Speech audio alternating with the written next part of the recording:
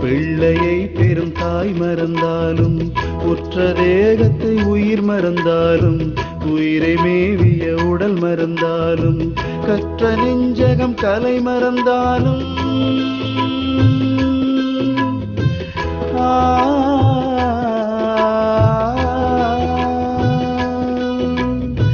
கற்ற நெஞ்சகம் கலை மறந்தாலும் கண்கள் நின்று இமைப்பது மறந்தாலும்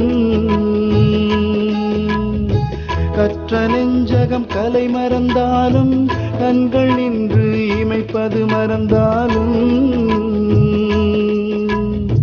நற்றவத்தவர் உள்ளிருந்தோங்கும் நம சிவாயத்தை நான் மறவேனே.